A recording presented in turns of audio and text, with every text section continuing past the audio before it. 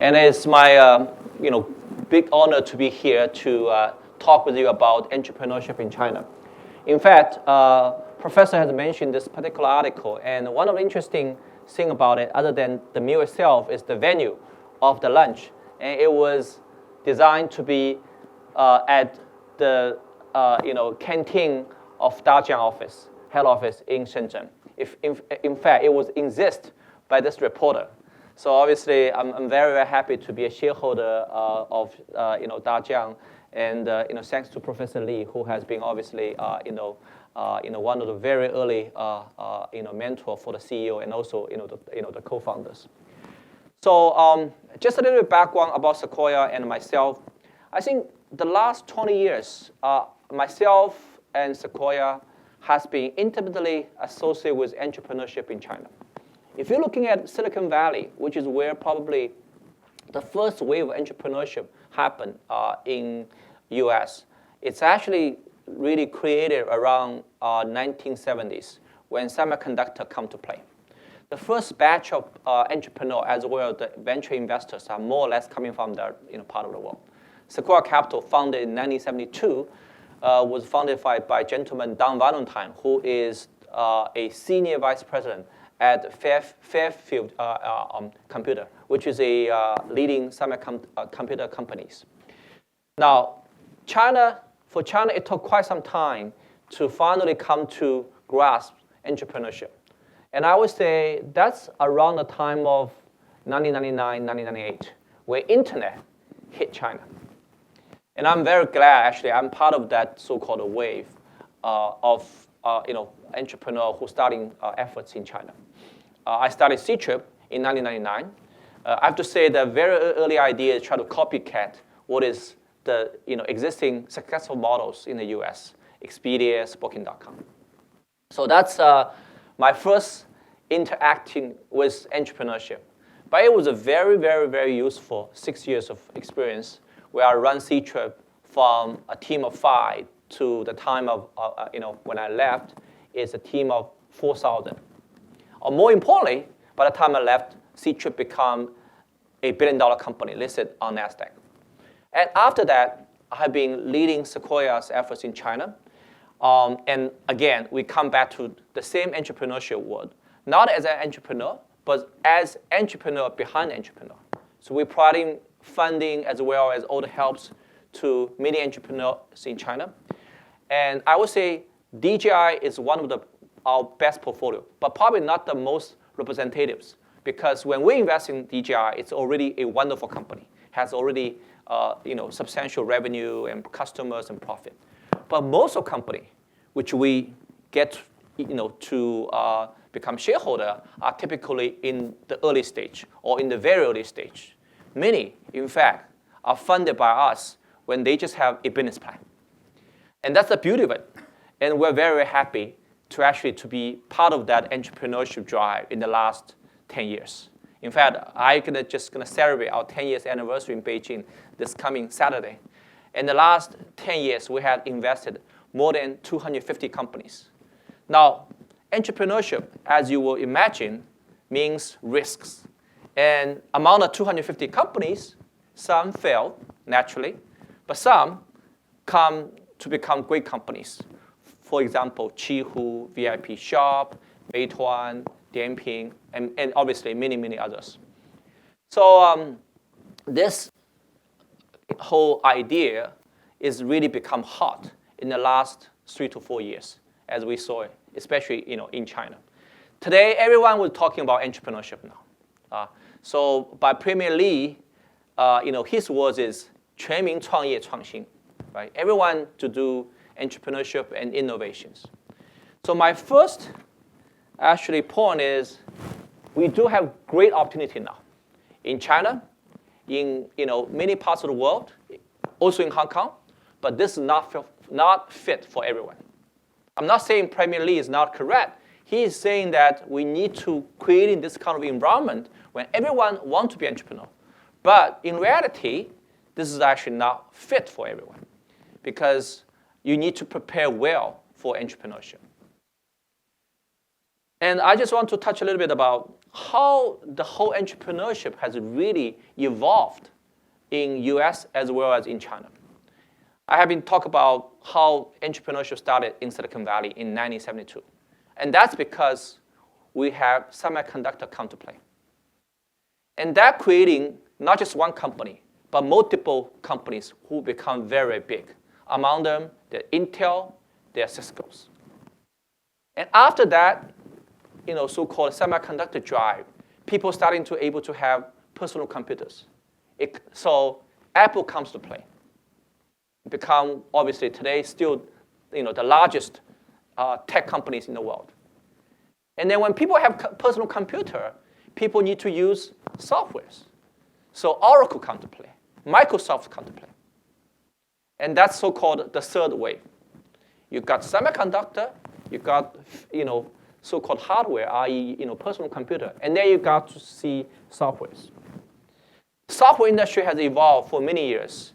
You got SAP, Oracle, Microsoft, et cetera, et cetera. Then when all those software is being used and people are actively trying to looking for ways to connect each other, internet was born. That was 1996, 1997. So we see Yahoo, Google, eBay, PayPal, et cetera, et cetera. So this actually leads to another so-called wave of entrepreneurship, at least 20, 30, 40 companies. And then 2005 become a reflection point of a new entrepreneurship, mobile internet. The PC internet creating a lot of opportunities, but the mobile internet creating even bigger opportunities. No one would believe that today's Facebook, today's WhatsApp, or Airbnb and LinkedIn become so substantial. That's largely thanks to another technology breakthrough or phenomenon called mobile internet. So when you're looking at Silicon Valley, it is obviously being driven by those very strong entrepreneurs, whether it's Steve Jobs, or whether it's Bill Gates, or whether it's Jerry Yang or Larry Page. But behind the scene, very importantly, it's actually the technology breakthrough are driving this whole entrepreneurship. If there's no breakthroughs, you can creating some new business models. You can still be successful, but you will not able to create that kind of large scale of successful company in a single sector. When you're looking at internet today in the US, we're not talking about 5 companies which can get into Fortune 500. We're talking about 15 companies who get into Fortune 500. That's the very important trend and wave I think any entrepreneur should write on. Obviously, there are always exceptions. We know retail is a tough space, but there's company like Whole Foods, there's company like Costco. We know apparel market is very traditional, but there's a microcosm. So there are those so-called non-traditional or non-trend-driven entrepreneurship. But these does not count for bulk of the the new companies created. I forgot to bring one data point. It's a very important piece of information, and I think you guys could actually check out online. If you're looking at the Fortune 500 company back in 1970s and 1980s, 1990s, and 2000, there's a very interesting phenomenon. 1980s, the new entrant into the Fortune 500 accounts for around 25% of the total companies. Coming down to 1990, 35. And then 2000, 40 to 45. That is what really important because the technology innovation is actually drive new companies being created, and entrepreneurs are drive that. So it's good to be entrepreneur, for sure. But it's better if you are entrepreneur, taking the ride, going with the trend, and you are actually going with the technology innovations. If you're today, if you want to be an entrepreneur in semiconductor, is that okay? For sure. There are always opportunities. But it might be better if you are doing something which is the next wave of the technology innovations. Because the chance of that be successful is bigger. And also, you probably will find that there are a lot of new things will happening which are going to be positively surprise you. That's very important. So I think, when you think about entrepreneurship, you should ask yourself, do you know or do you happen to understand a little bit what is the technology trend for the next 5, 10 years? If you happen to be a technologist, that's better. Or if you have been practice some technology applications and you understand or you actually feel that you have a good understanding about that, that's also very wonderful. Sometimes you don't need to be a tech geek, or you don't need to be a computer science a major to be an entrepreneur. In Silicon Valley, there are two types of entrepreneurs. There's some who are clearly very tech-driven guy, like the semiconductor guy for sure, the enterprise software guys for sure, and then obviously people like the founder of WhatsApp, right? He's a coding guy. So naturally he become a founder of WhatsApp. But there are also people like Zuckerberg who are not strictly defined as a tech guy. He's a dropout. But more importantly, he is not himself developing the programming or the code. But what he did is take advantage of mobile internet. And he has a very good understanding how people want to interact with each other online. And that's very important because these are exactly what those mobile internet companies is all about. So there are two types of so-called breakthroughs. There are technology breakthroughs, there are business model breakthroughs. And if you're looking at if you're looking at Facebook, they belong probably to the second camp. Snapchat, I don't know how many of you have used Snapchat, is probably fall into that second categories. And many of those companies, for example, Uber, I guess everyone here know Uber very well, Airbnb, these, again, are having good technology applications, but they're not breakthroughs. They use technology to better serve people's life, and they have new business models. In particular, for these two companies, we call it share economy. But obviously, when the founding those two companies, they don't really have the word shared economies. They just know there's something which is nice to offer. Recently, we introduced Airbnb to China. And I was talking to Brian Chesky, about a year ago. I say, okay, how come the meaning called Airbnb? I don't know if anyone else has tried Airbnb. Anyone raise hand? Oh, great. So Airbnb, it's air, bag with bed and breakfast. He happened to try to start his company and ran an apartment with 3 airbags and 2 rooms in San Francisco and tried to make some small money to make sure his team could be sustained. And it so happened to be there's a convention in San Francisco, and he decided that he should rent these 3 airbag beds to his customers, those incoming visitors. That's how the company was created. I don't think Brian knows this word share economy by the time he found a company. But clearly, he understands how people, want to find a nice place to stay. I think same is true for Uber. While people, refine those business models, they realize this kind of sharing other people's resources and, by internet could be a very good way to leverage the resources in the society. So, if you're an entrepreneur, when you start up something, you have to ask yourself, am I at the right trend? Right? In Chinese, there is in China we know we have been a lot of discussion nowadays about phone call. Obviously there are a lot of debate whether this is the right way to describe it, but that tells you something whether you are in the right trend of a technology innovations.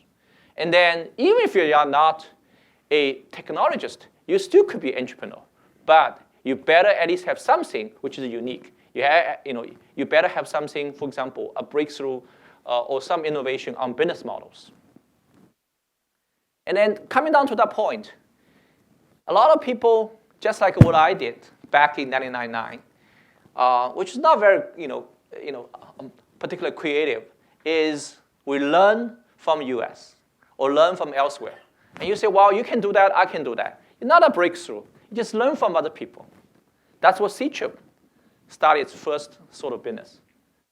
But if you only just learn and copy, you're not going to get anywhere. When I started with C-Chip, we look at the Expedia website. We have been using Expedia to booking hotels. We know how kind of a booking website could actually work. But we do make a lot of innovations in its launch. For example, many of you probably get to know C-Chip not because you are a customer online for C-Chip day one, but you actually been using C-Chip's call centers. So back then, the call center is very important.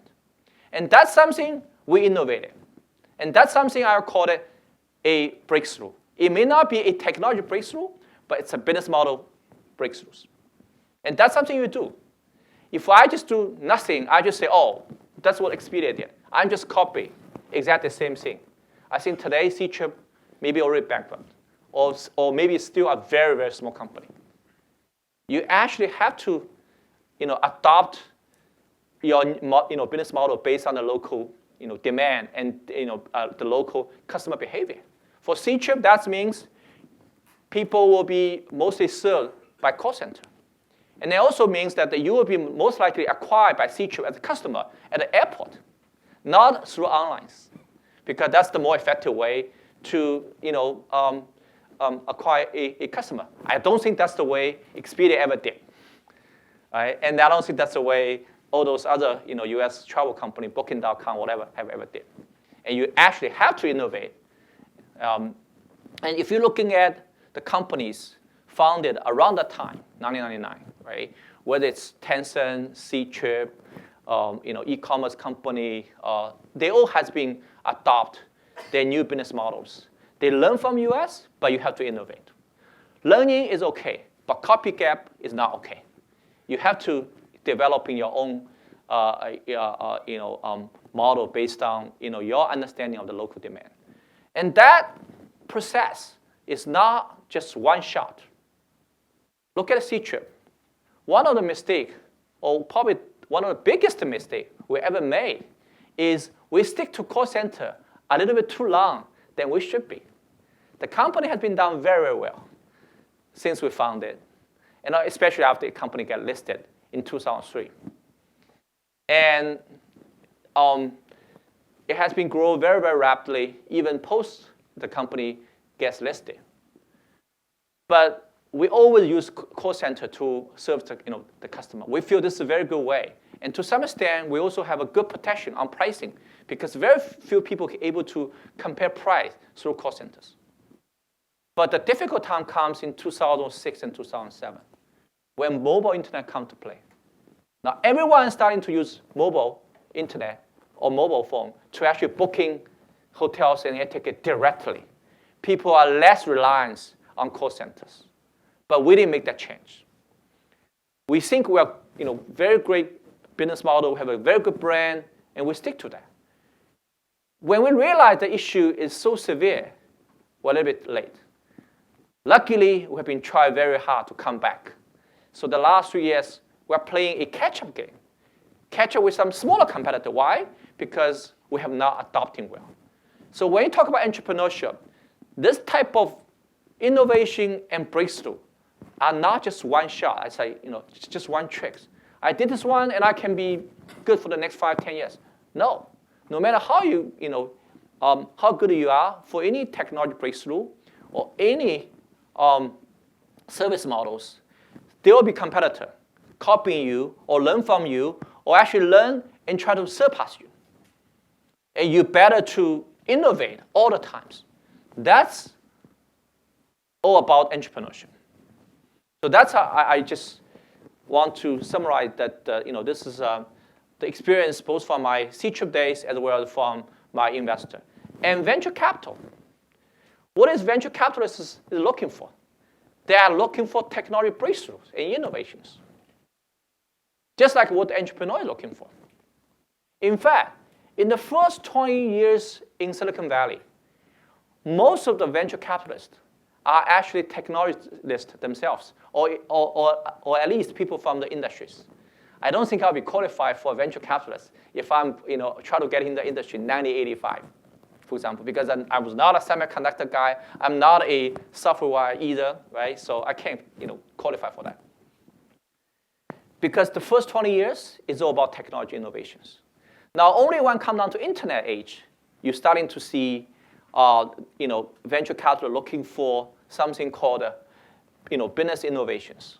Before that, the venture capitalists all looking for any technology always has inherent risk, but the capital is betting that risk could be controlled, and there is a product which in the process of launching, and finally it could be accepted by the market, whether it's by consumer or whether it's by the enterprises. That is what the entrepreneurship and venture capital is all about. So what's the key for success? Well, there are two different, obviously, type of innovations. One is business model, and that's a very complicated thing. I can't get into the details, but I want to talk a little bit about the first breakthrough, which is the scientific technology breakthrough, because that's probably quite relevant to a great university like Hong Kong Science and Tech U. Because you guys have great professors, you have some great scientific programs, you have many very top talented students, and there's a chance to make something happen. Basically, there are a lot of those great technology research done at a university like yourself. I guess you guys probably heard about MIT Media Lab or Berkeley Media Lab. Indeed, there are a lot of those so-called research breakthroughs or product at the labs. Some of those happen to become a commercial product. Some never. So what's the difference? The difference is that you need people to connecting these two.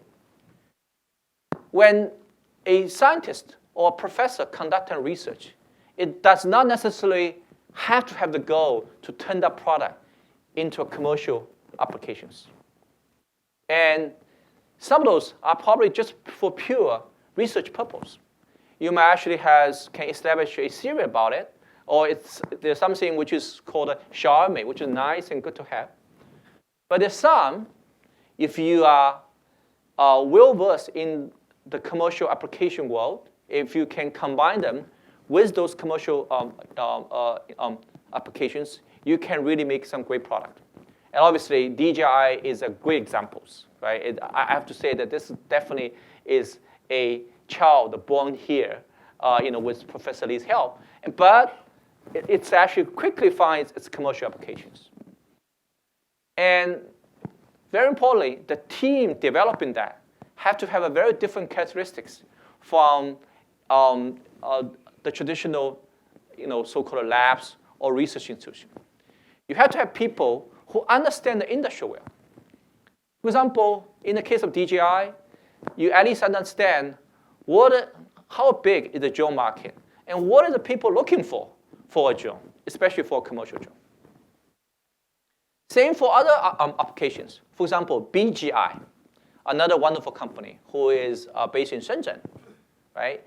Gene sequencing is one of the important technology breakthroughs, and there's research done at Harvard, at Sloan Kettering, but BGI become the largest company in the world in the sequencing service industries, because the founders not only conduct researches, but also has applied that into Chinese healthcare industries. And very importantly, they also realized that many research labs, pharma companies, does not have the skill set to conducting those analytical work.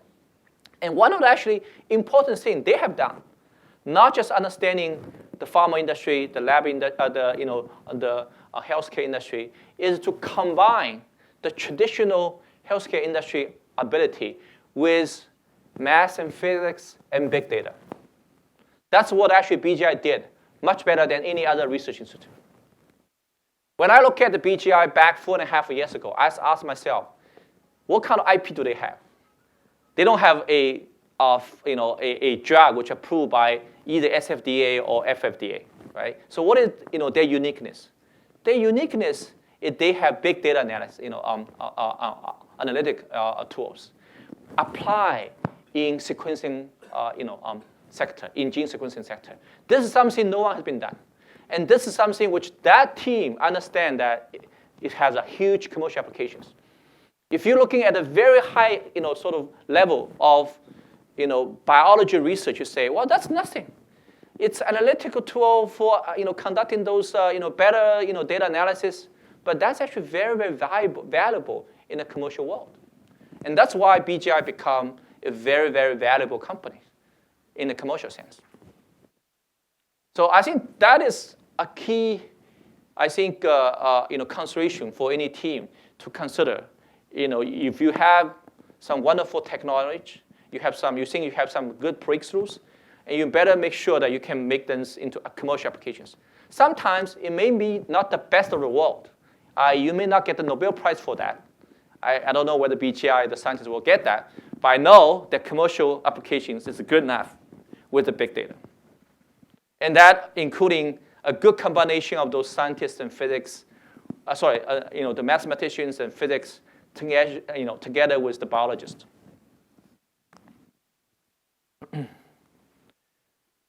So the last point I want to make is, well, as I said, I think entrepreneurship is not for everyone. It's not for everyone because, there are a lot of those things you have to achieve. Innovation in business models, technology breakthrough. Then you look at yourself, wow, that's a little bit far away from me. That's okay, but you still could be an entrepreneur. In a sense, be working in the very entrepreneurship company with a very strong entrepreneurship spirit. Now, recently I have been get a chance to meet many graduates from Tsinghua and Beida, as well as some from Stanford and Harvard, undergrad and the MBAs. You find a very interesting phenomenon. In Silicon Valley, very few top students want to join Google, and very few want to join eBay. But they want to join, for example, Airbnb and Uber and LinkedIn. And obviously, some even want to try, the smaller but very fast-growing startups or promising startups. And I told them, look, there are risks, right? For example, if you join Evernote, it was a great start in Silicon Valley 2 years ago. Today, they have some challenge. Have you considered that as part of your career choice? But people generally feel like they want to join a company with more entrepreneurship spirit. That means fast growth, because when you have a rapid growth, there are a lot of things could happen, and there are a lot of room for young people like undergrad who just joined a large company. But the other thing very important is that no matter how big the company, you can always have entrepreneurship. So that's become a very important choice for top students. In fact, look back at a C-trip. That's exactly what we have been done. In the first 2 to 3 years, it's very entrepreneurship because we have not found the business models. Everyone learned a lot, right? I mean, when the time I left C-trip after 6 years, one thing which I'm very proud of is one of the top 9 executives, there are 6 which are brought up within this organization. When they join us, they're very young, and they're very green in the industry. For example, the lady ran the whole call center, which has 4,000 people, actually was a hotel manager for a mid-sized hotel in Qingdao. He happened to get married, and he just moved to Shanghai, and he said he wanted to find something in the travel industry, and we recruit her. And she has been growing very rapidly through the ranks and become, the lady who managed more people than anyone at the C-trip. Because if you learn fast, if the company grows rapidly, you have a lot of opportunity, to really, going through the career advancements very quickly. But then, when the company becomes a little bit bigger, there's always a challenge whether you were able to maintain that kind of entrepreneur spirit. I mean, everyone talk about, oh, you don't want to go to another IBM and Microsoft. Well, IBM and Microsoft are great, but the company is becoming very big. They are in the technology space. They still have innovations, but people always worry in large companies like that, the entrepreneurship will be less. It's difficult for young people to really learn. And that's a very good suggestion.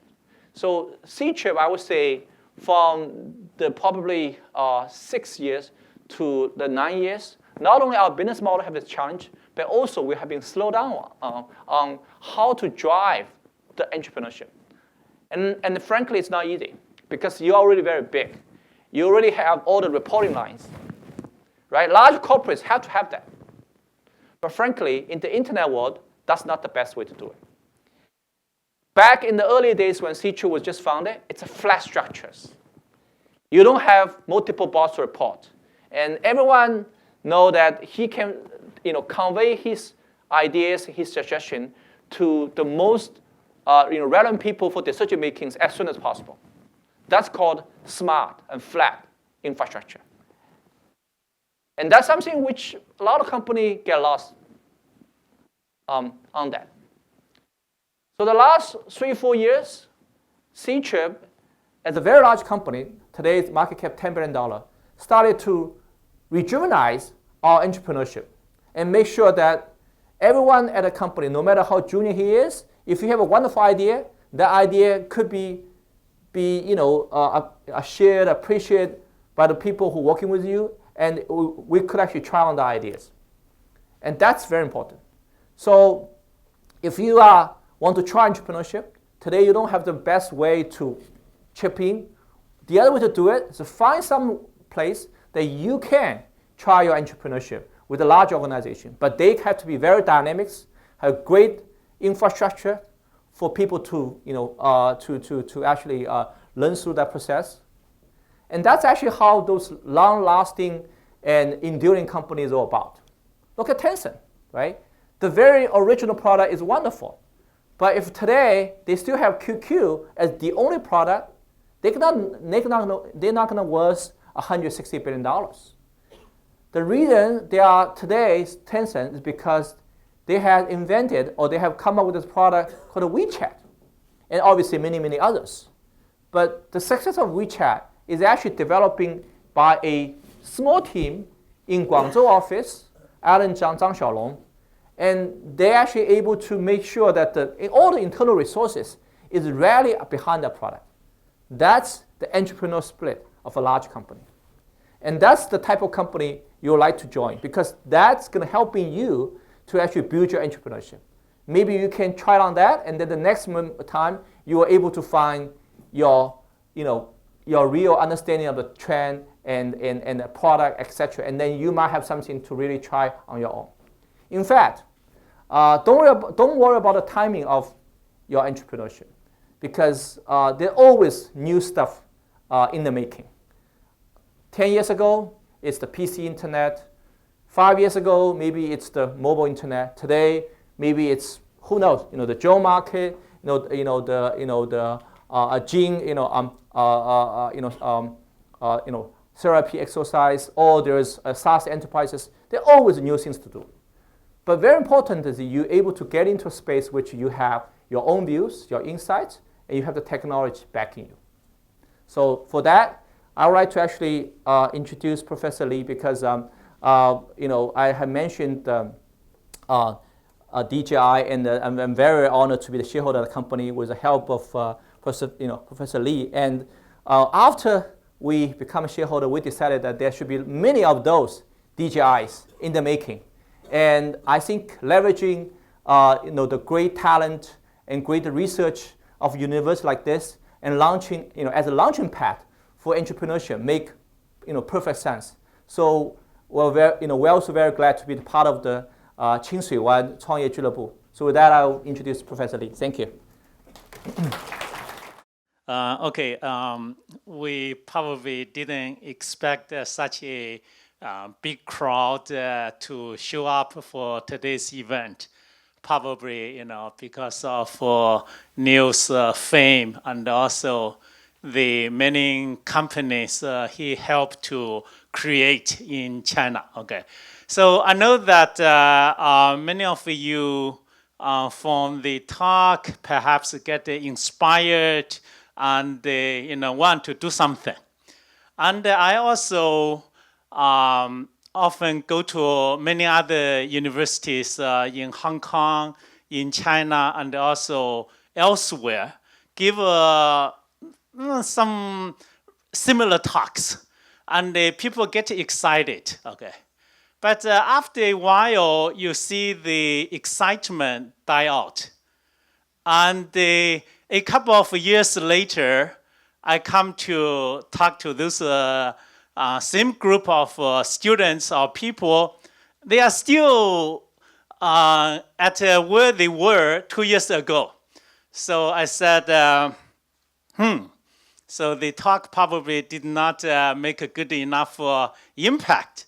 They said, Professor, or probably I think Neil also get many similar questions. We really, as he said, it is not for everyone.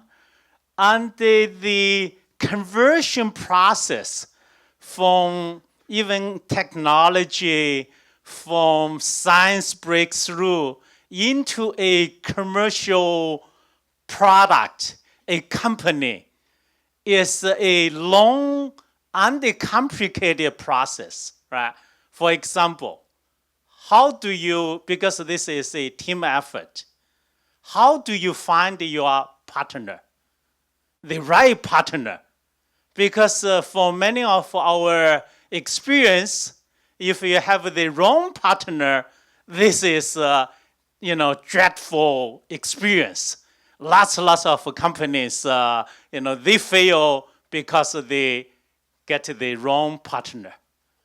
And even if you have the wrong partner, how are you going to correct it? Because from the DJI experience and from the experience of many or several startups from the robotics or automation technology center, you are not going to make the right choice in the first shot. The iterative process, fit, unfit, adjustment, until you have the, just like, if you talk, you're not probably going to marry your first girlfriend, right? This takes several trials before you find the right lady or right man to marry, right? So that is one of the difficulty. And the second difficulty is what area, what problem, what the technology that you are going to, the topic you are going to select. Because I often see students, said, oh, I have such a great idea, and I want to start a company out of that idea. But after some careful review and all those discussions, the assumption is wrong, and also you may have all those necessary supplier and all those to help you to turn your idea into prototypes and into product. So the iteration for a topic, for a particular technology is another problem, right? And then, of course, money, funding, right? Even if you have the great product, you need venture capitalists, angel capitals, all those to help you going through stage to stage. So that is, the third problem. And the fourth problem is that you probably, if your company is concerned with some product, if software-based, it is probably easier. A laptop will be able to allow you to do that. If it is a hardware, like a DJI case, or a robot, or hardware-related, where are you going to find all those suppliers, the design company, the prototype company, and how do you build up your small machine shops, workshops, factories, right? And we also have students. They went to the wrong machine shop, and they give you the first prototype seems to be right, but the second, third is wrong. The quality is terrible because if you go to Shenzhen, there are hundreds, thousands of suppliers. Which one is the right one? So all those issues are critical. If you make a mistake in one of those issues, probably your company will stuck in some of the hole and never be able to recover. Okay, and so Neil and us and also the company, founders of DJI, QKM, and also ePropulsion and also Google Tech. Then we sit together. We said, okay, we have great technology. We have great students at HKUST, not just in the robotics area, but across almost all the departments, right? And also across also universities in Hong Kong. But if we look at the statistics, the conversion rate is extremely low. A lot of those results, a lot of those end up, in papers, in thesis, which is okay, allow you to graduate. But if you are able to make it to the next level, that will be wonderful. Just like, many of the examples Neil just mentioned, okay? So the Clear Water-based Startup Club, okay, arise from such a background. We have a group of people, venture capitalists like Neil Shen, and the entrepreneur like Frank Wang, and also the founders of those companies from the robotics group. Okay, so and also many other professors trying to help you going through this tough journey. Okay. So you have probably some of the flyer, and we probably organize from time to time occasions for such kind of meeting. Okay, so that I just explain a few background. And of course, the last advertisement, as Neil mentioned, what is the next phone call? Technology trend. After mobile, after all those. My answer, robotics. Thank you.